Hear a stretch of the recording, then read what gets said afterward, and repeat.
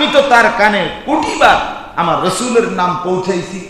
ওনাকে না চিনার, ইসলামকে না চিনার, আমি আল্লাহকে না চিনার তো কোনো কারণ হইতে পারে না। হেঁটে দিয়ে অঙ্ক আমি চিনি না, আমি জানি না। আল্লাহ তাআলা বলে বাটফার জীবনভর বাটফারি করতে করতে এখনো মিথ্যা বলতেছে। বুঝছেন না? অর্থাৎ সে বাস্তবিক অর্থেই চেনে না ব্যাপারটা কি এমন। হ্যাঁ, সে এখানেও মিথ্যা বলে। এই জন্য আল্লাহ তখন বলবেন ফাআফরিশুহু মিনান নার ওয়ালবাসুহু মিনান নার ওয়াফতাহু লাহু বাবান ইলান নার। আমার এই নাফরমান বান্দার জন্য জাহান্নামের বিছানা বিছিয়ে দাও, আগুনের বিছানা কবরের মধ্যে। কবরের মধ্যে জাহান্নামের আগুনের পোশাক তার গায়ে পরায় দাও। আপনার ওই কাফনের কাপড় না, আগুনের পোশাক পরিয়ে দাও।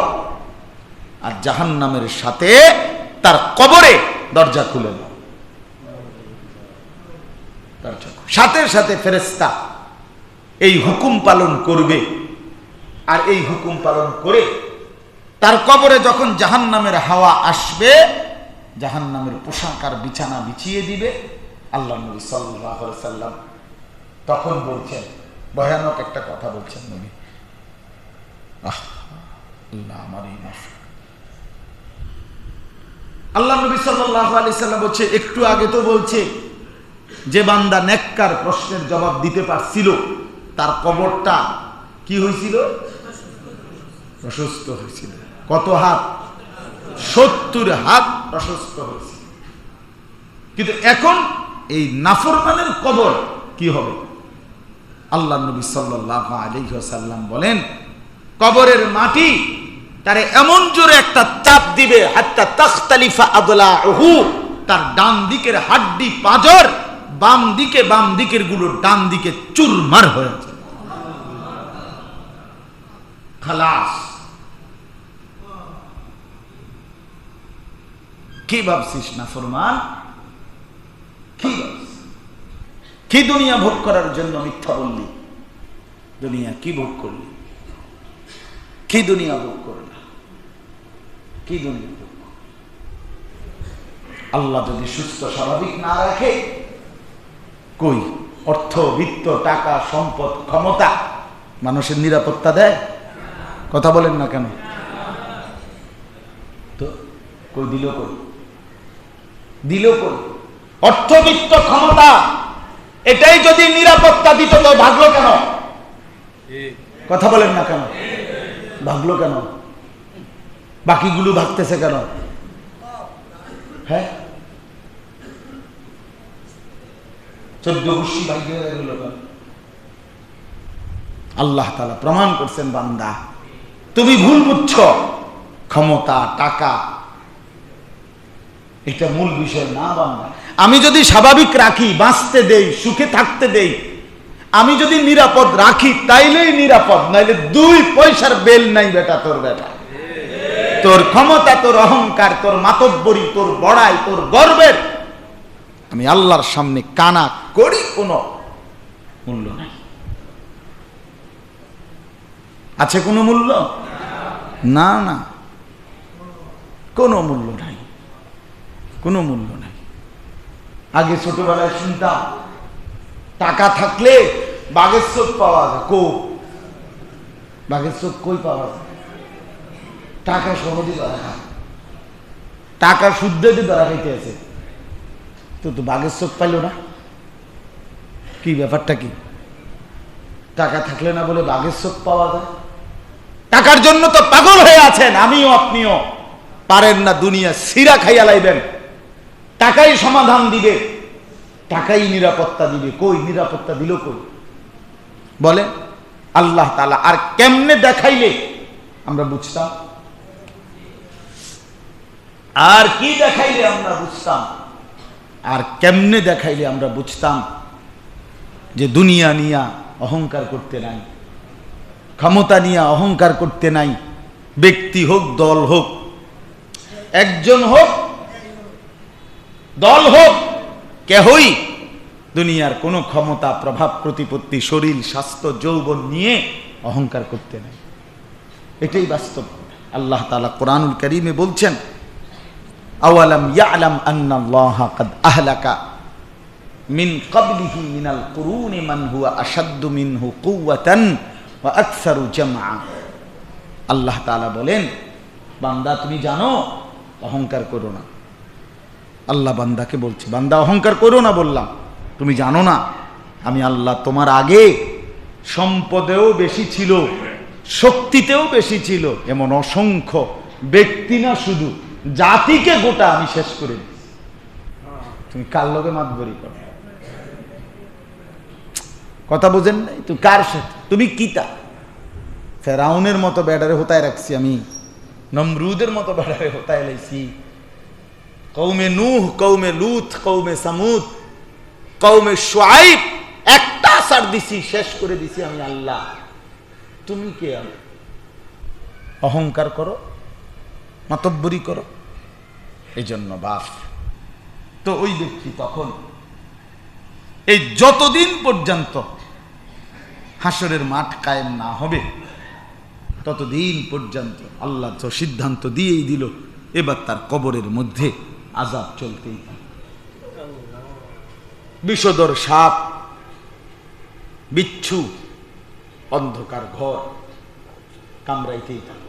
নবীজি সাল্লাল্লাহু আলাইহি ওয়াসাল্লাম বলছেন, আমি বহুদিন আপনাদের এই বয়ানে আমাদের এখানে আমি বলছি, আল্লাহ নবী সাল্লাল্লাহু আলাইহি ওয়াসাল্লাম বলেন, কবর প্রতিদিন মানুষকে ডাকে, ডাইকা ডাইকা বলে, শোনো, আনা বাইতুদ দুধ, আমি পোকামাকড়ের ঘর।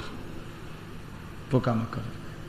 আমি হাসতে হাসতে বলতেছিলাম, মাস্টার সাহেবের ওই দিন মনে নাই কি চমৎকার লাইটিং করছেন, যে এ তো উপরে লাশের একটা ঘর বানাবে নিয়ত করছে এসিওয়ালা, কিন্তু কবরের ভিতরে লাইটের ব্যবস্থা করবে কে? কবরের ভিতরে এসির ব্যবস্থা করবে কে? এটা আপনারা পারবেন না। এটা আপনারা আরো টাকা দিলেও কি, আপনারা কালেকশন 7 লাখ না 7 কোটি টাকা কালেকশন করলেও আপনারা কবরের ভেতরে বাতিও জ্বালাইতে পারবেন না। কবরের গরম তীব্র হাওয়া ঠান্ডাও করতে পারবেন। কবরের ওইখানে বাতি জ্বালাইতে হইলে, ওইখানে আপনাকে ঠান্ডা করতে হলে আপনার সেজদা, আপনার বন্দেগী, আপনার গোলামি ছাড়া আর কিচ্ছু কাজে আসবে না। তো এই লম্বা সময় কবরের মধ্যে পড়ে থাকতে হবে জাহান্নামের আযাবের ভিতরেই। চিন্তা করে দেখেন তো, চিন্তা করে দেখেন। আচ্ছা, আপনি একটা মিনিট আমার কথা শেষ কল্পনা করেন, নূহ আলাইহিস সালামের জামানায় যে মানুষগুলো মারা গেছে তারা আজকে কতদিন যাবত কবরে আছে। ইব্রাহিম আলাইহিস সালামের জামানায় যে মানুষগুলো কবরে আছে তারা আজকে কতদিন? খবর আছে কোনো? হাদিসের বর্ণনা দ্বারা বোঝা যায়, মুহাদ্দিসিনে কেরাম বলছেন, নবী সাল্লাল্লাহু আলাইহি ওয়াসাল্লামের হাদিস দ্বারা বোঝা যায়, সর্বশেষ যেই ব্যক্তি শেষ কবরে যাবে, ইসরাফিল ফু দিলে, পৃথিবী কিয়ামত হলে, এই শেষ ব্যক্তি যারা কবরে যাবে শেষ টাইমে, হতে পারে তারাও কবরে অপেক্ষা করতে হবে 40,000 বছর। তো এখনকার ওয়ালারা,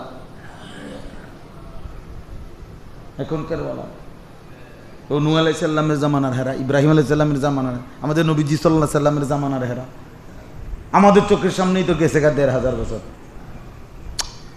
আমাদের চোখের সামনে তো, আমার কাছেই তো এখন হিসাব আছে 1,500 বছর। তো আবু জেহেল কবরের মধ্যে ফিডা খাইতেছে যে কত বছর, আবু লাহাব আজকে কত বছর ফিডা খাইতেছে, কি ছোটখাটো ফিডা আছে? 1,500 বছর। আরো কত কাল অপেক্ষা করবে কে জানে? কিয়ামত কখন হবে আমরা কেউ জানি? জানি। তাইলে বাপ আমার, চলেন এবার তরজমাটা শেষ। তো আল্লাহ তাআলা বলেন, কবরের আযাব, আখিরাতের আযাব, জাহান্নামের আযাব, বান্দা নিজের থেকে নিজে চাইও না, মস্কারি করিও না। এটারে না না না না, এটা ফাত্রামি মনে করো না, ফাত্রামি মনে করে না। কিছু ভিডা নলে খাইলে আমারই কি হুজুর? হ্যাঁ বাবা, মনে হয় একটা ফাইজামি না করতেছেন আপনি। আপনি জানেন না এটা কার শাস্তি? এটা আল্লাহর শাস্তি। কার শাস্তি? এই জন্য আল্লাহ বলেন, বন্ধু ওরা আপনার কাছে আযাব চাচ্ছে, আপনি বলে দেন আযাব আসবে। আর যেদিন আযাব হবে, প্রকৃত আযাব হাসরের ময়দানে, সেদিনের একদিন হবে 50,000 বছর। আযাব কবরে হবে, আযাব আখিরাতে হবে, জাহান্নামে হবে। তো আল্লাহ তাআলা বলেন, নবী আপনাকে তারা বিদ্রুপ করুক, অস্বীকার করুক, ফাসবির সাবরান জামিলা, আপনি অত্যন্ত ভদ্রচিতভাবে সবর করেন। আপনি আপনার মিশন, আপনার ফিকির, আপনার মেহনত, আপনার বলা, আপনার দাওয়াত, আপনার আহ্বান আপনি বলতে থাকেন।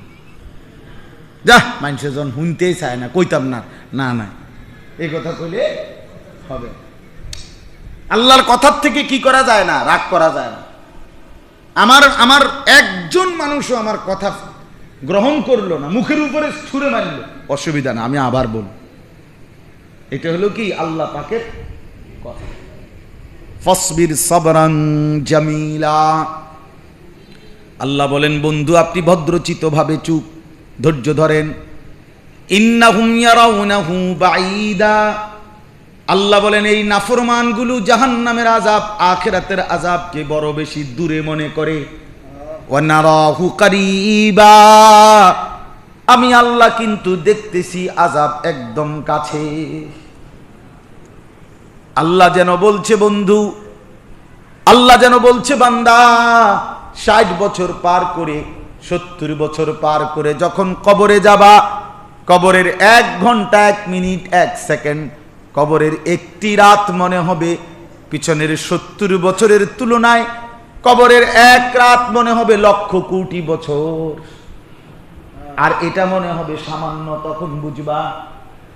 কোরআনে আছে আল্লাহ তাআলা হাসরের ময়দানে নাফরমান আল্লাহর বান্দাকে জিজ্ঞেস করবে, আমার বান্দা দুনিয়ায় কতদিন ছিলা? কয়দিন আছিলা? কবর থেকে যখন হাসরে উঠবে, বান্দা বলবে লাবিসনা ইয়াওমান আও বা'দা ইয়াওম, আল্লাহ দুনিয়াতে ছিলাম হয়তো একদিন অথবা একদিনের চাইতে কম, হয়তো ছিলাম 24 ঘন্টা, নয়তো ছিলাম 18 ঘন্টা 12 ঘন্টা। আরে কও কি তুমি না 60 বছর আছিলা? কই না আমি না, তাহলে অন্য কেউ। এত কম মনে, এত কম মনে। 70 বছরের সুখের কথা জাহান্নামের 1 মিনিটের 1 সেকেন্ডের গরম বাতাস বুকে লাগবে। আল্লাহ জিজ্ঞেস করবে, বান্দা 60 বছর তো দুনিয়াতে সুখে কাটাইয়া আসছো না? আল্লাহর বান্দা তখন নাফরমান বলবে, হাদিসে আছে আল্লাহর কসম বান আল্লাহ, আমি আমার দুনিয়ার হায়াতে সুখ কি জিনিস আমি জীবনে দেখি নাই। অর্থাৎ জাহান্নামের 1 সেকেন্ডের গরম আযাব তার 60 বছর ভুলাই দিবে, একের ভুলেই যাবে, ভুলেই যাবে। হ্যাঁ, আল্লাহ আমাদেরকে মাফ করে দেন, আল্লাহ আমাদের সবাইকে কবুল করে নেন। অতএব বাবা, এটাই ইনসাফের কথা। আল্লাহ তাআলা বলেন, ওরা মনে করে দূরে, আমি দেখি কাছে। ইয়াউমা তাকুনুস সামাউ কাল মুহল, আল্লাহ বলেন যেদিন ইসরাফিল ফু দিবে, হাসরের মাঠের প্রস্তুতি হবে, সেদিন কিয়ামত শুরু হবে, আসমান গলিত তামার মতো গলে গলে পড়বে। ওয়া তাকুনুল জিবালু কাল ইহন, সবগুলো পাহাড় পর্বত পশমের মতো, তুলার মতো উড়ে উড়ে চতুর্দিকে উঠতে থাকবে। ওয়ালা ইউসআলু হামিমুন হামিমা ইউবাসসারুনাহুম, আল্লাহ বলেন কোন বন্ধু, কোন আপনজন, কোন পরিচিত ব্যক্তি আর অপর বন্ধু, অপর পরিচিত জনকে কিছুই জিজ্ঞেস করবে না। ইউবাসসারুনাহুম, যদিও একে অপরকে দেখতে পাবে। এই কথাটা, শেষ কথাটা বোঝেন, মানে আপনি কি বুঝেন এটা? যে হাসরের ময়দানে আমরা মনে করেন আমরা দাঁড় করাবো ইটালি মানুষের লগে, না বুঝছেননি হিসাবটা? আমারে খাড় করাবো কি লন্ডনের মানুষের লগে? জি না, আর লন্ডনের মানুষের লগে দাঁড়াবো কিতাম, আমি চিনি হ্যাঁ করে হেরা আমারে চিনে, এই আমরা লগে লগে দাঁড়াবে। যার যার এলাকার যার যার মানুষকেই তার তার সাথে কি করবে, দাঁড়াবে। এই জন্য আল্লাহ বলছে ইউবাসসারুনাহুম, একে অপরকে দেখবে, দেখবে চোখে দেখবে। ওই যে আমার স্বাস্থ্য ভাই, জ্যাঠতো ভাই, মামতো ভাই, ফুফাতো ভাই, শালা দুলা ভাই, বাবা মা, স্ত্রী, সন্তান, খোদার কসম আল্লাহ বলে সবাই সব পরিচিতকে দেখবে, কিন্তু ভয়ে, আতঙ্কে, পেরেশানিতে, আযাবের ভয়ে কেউ কাউকে কিছুই জিজ্ঞেস করবে না। ভ্যা করে ফেল করে তাকায়। ওয়ালা ইউসআলু হামিমুন হামিমা। আল্লাহ আমাদেরকে মাফ করে দেন। অতএব আলহামদুলিল্লাহ, কবরস্থানের জন্য মাহফিল করেছেন, আপনারা মহব্বত করে দান করেছেন, আপনাদের কবরস্থান সুন্দর করে সাজিয়েছেন। তো চলেন এবার সিদ্ধান্ত নেন, উপরটা তো সাজাচ্ছেন, চলেন এবার নিচেরটাও সাজান। কি বলেন? হ্যাঁ, উপরটা যেমন সুন্দর করে সাজানো হলো, প্রত্যেকের নিচটা, কবর মাটির ভেতরটা সেজদা দিয়ে, বন্দিগি দিয়ে, আল্লাহর হুকুমের মাধ্যমে গুনাহ ছেড়ে দিয়ে আমরা সাজাবার চেষ্টা করব ইনশাআল্লাহ। আল্লাহ তাআলা আমাকে, আপনাকে, আমাদের সবাইকে তৌফিক দান করেন। আমিন।